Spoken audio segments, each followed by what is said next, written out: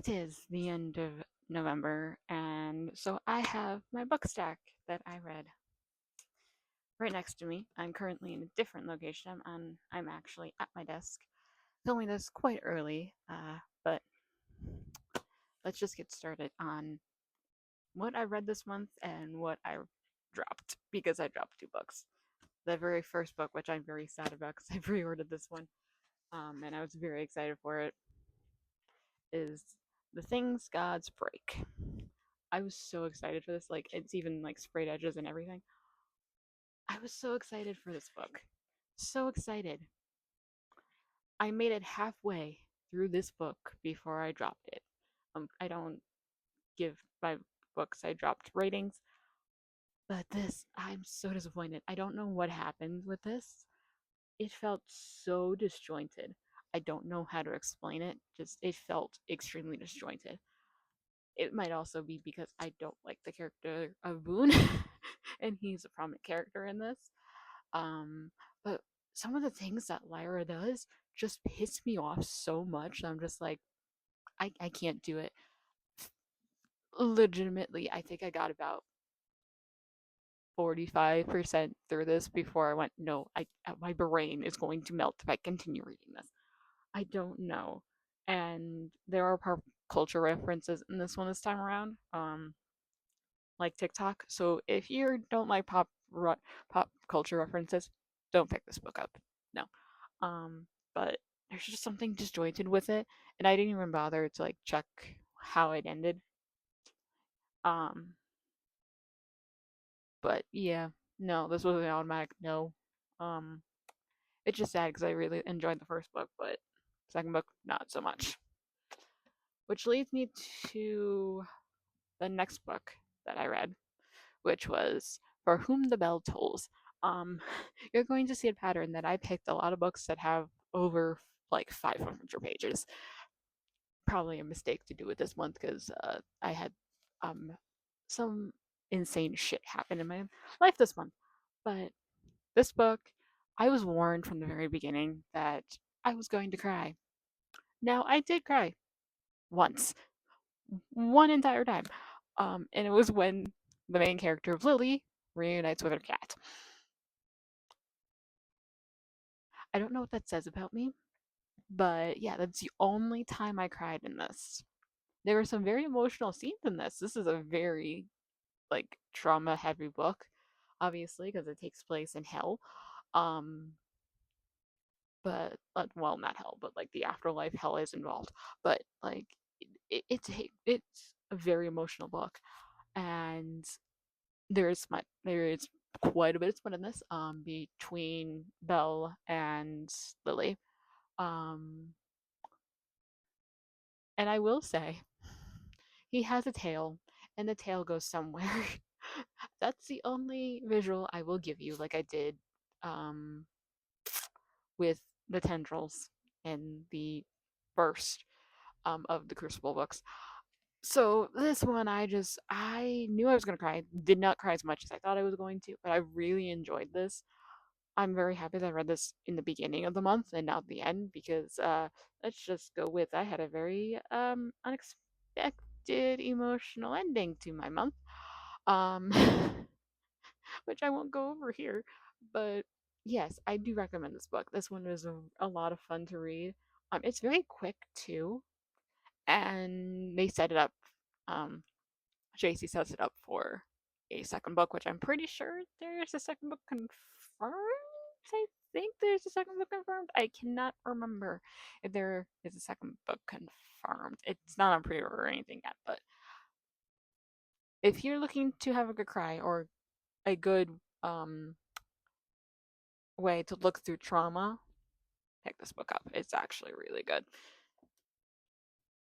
The next book, I needed something light. I needed something light after the Bell Tolls. It's Assistant to the Villain. I picked this up because I follow the author on Instagram and TikTok now. And I saw some of her videos come up a year or two ago when she was posing as her character of Evie and doing like little skits and stuff. And I was like, I should really pick up one of her pick up the book and read it for myself to see if I actually like it. There are so many moments in this where I was actually like laughing out loud, which doesn't really happen in a lot of books for me. Um, but this one right here, Assistant to the Villain, you can go on my TikTok. I have a couple of videos about me reading this, and it it. If you've ever seen the show Gallivant, this reminds me a lot of Gallivant. Um, there's no smut in this one. No smut. Uh, Probably maybe the fourth book, maybe. Slow burn, slow burn, slow burn. It is a slow burn between the villain and Evie, and it is amazing. Oh my god, I love it so much. Like the slow burn between these two is on fire, and it's just so good. Like I went into this not knowing much about it or if I was even gonna like it. This is so much fun. This is definitely like a very fun read. It's very quick too. I think this was like under 300 pages. No, under 350 pages. Under 350 pages. It's a lot of fun. I recommend it. I just think it's a really fun read. If you're looking for something light and not heavy and maybe even a vibes read if you think that's a vibe. But like there are some books that people just go, "Hey, that's a vibe for me." And other people are like, "No, I really enjoy it." Um, the next book, which is one I picked up because of the very cool sprite edges. For one, like there we go. Look at the cool sprite edges. That just looks so cool. I picked this up because of the sprite edges, and I didn't know anything about it, and I really, really enjoyed this. I will say the plot twists weren't really plot twisting, to be completely honest. They were there. There were plot twists, but they weren't like, "Oh my god, shocking," or "Oh my god, I didn't get it." Although I didn't see the plot twist coming, but I wasn't expecting like a, "Oh my god, like, holy shit, this is amazing." No, I wasn't expecting that kind of vibe from this book. This is definitely a mystery of a ghostwriter who goes home to her father, who is writing a memoir of himself about the day his two siblings die, and it takes you on a journey of through his history, and there are chapters in there that belong to him as a teenager and his sister as a teenager, and what how it envelopes into this whole story. And I really enjoyed this. I was really shocked I was going to really enjoy this book. I really did. If you're looking for a good mystery, recommend this one. Now, on to the surprise of the month. If if you're here in September, I don't do well with historical fiction, even if it is um got Egypt in it. I love Egypt. At one point in my life, I thought I would go on to be an Egyptologist. So, um, this right here, What the River Knows, I picked this up mainly because it is described as the Mummy meets Agatha Christie. Although I don't really get the Agatha Christie vibe as much as I got the Mummy vibe. I definitely got more of the Mummy vibe than I did with the last Egypt books that I tried to read, my historical fiction read, didn't really happen too well. This definitely felt more like along the lines of The Mummy, and I really enjoyed it. Um, and I will say, I think it also is because there is a supernatural element to it. There is magic involved, uh, and I think the magic element to it and how magic is dying in this series is a lot of fun. This is a duology. I really want the second book already. Like, I really just want to like skip over everything and just buy the second book. But I know I should probably wait to buy the second book. but it's just a fantastic book. There is a fly flying around me, and it's really pissing me off. It's probably pissing you guys off. I am so sorry if you can see it in the background. Um, but this was just so much fun, and I read this so quick. Like the beginning of the month was really hard for me to get through books. The middle of the month, I got through books like lickety slick, lickety. I know the phrasing. Lickety slip. No, lickety slick. Lickety slick. No, that's still not doesn't sound right either. Whatever the saying is, I got through this book so quickly. You can see one of my cats in the background. You also can see my Evie Squishmallow.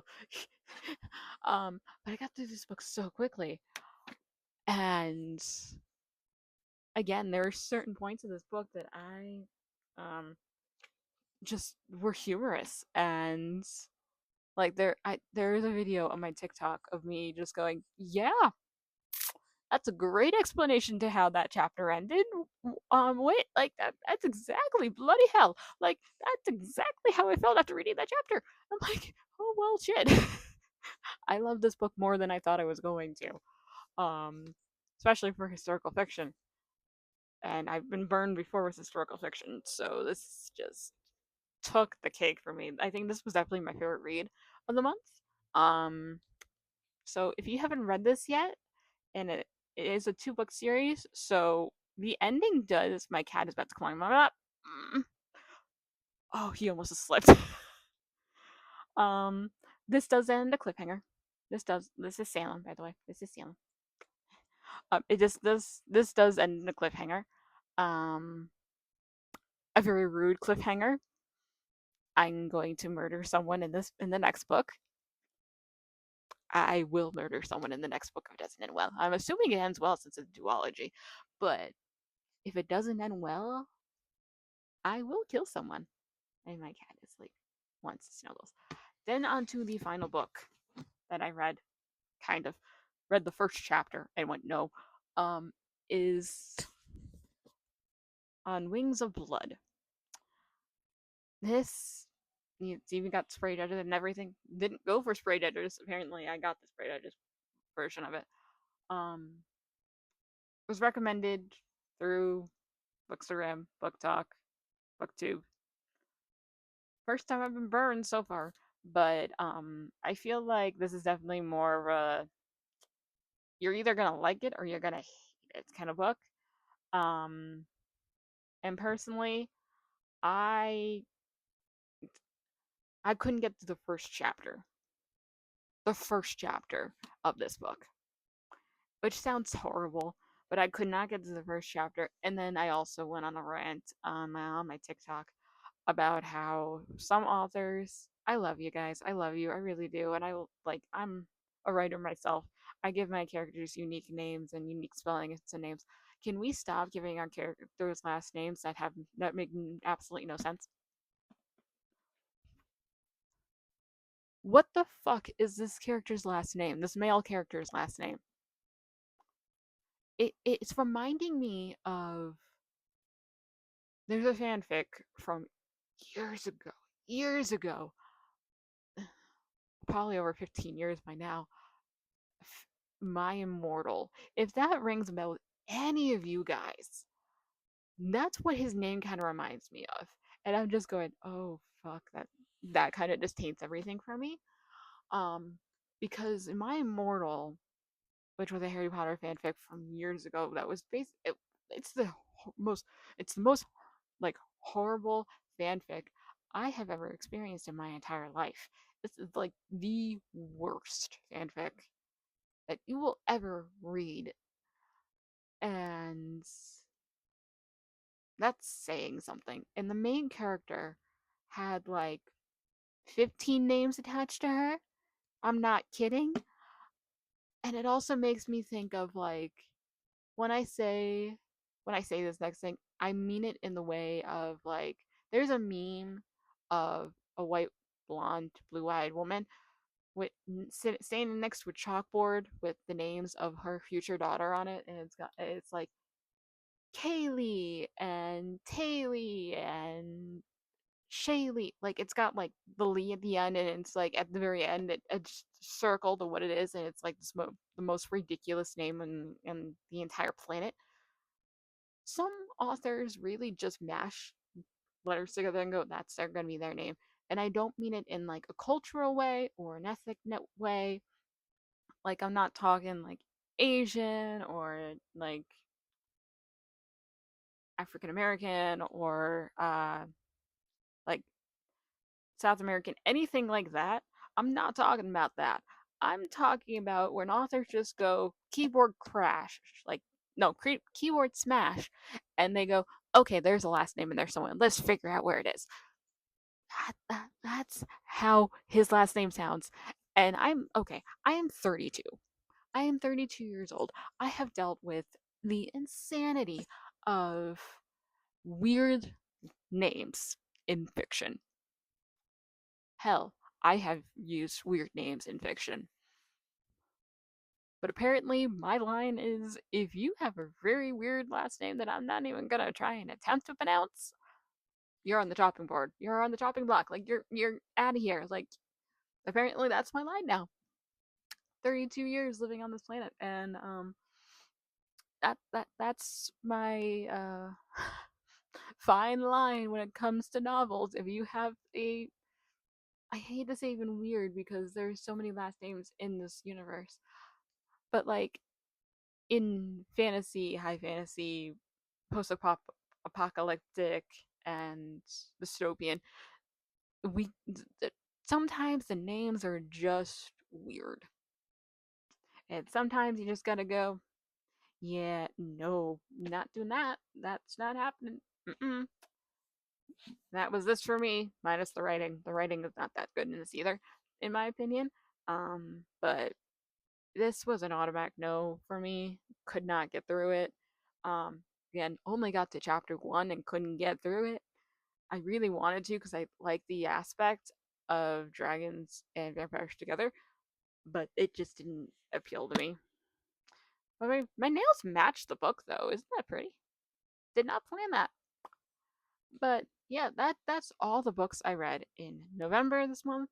Um, and December's probably going to be a lot. It's probably going to be light, just like November, because grieving's hard sometimes. But I hope you guys enjoyed, and I'll see you guys very, very soon. Bye.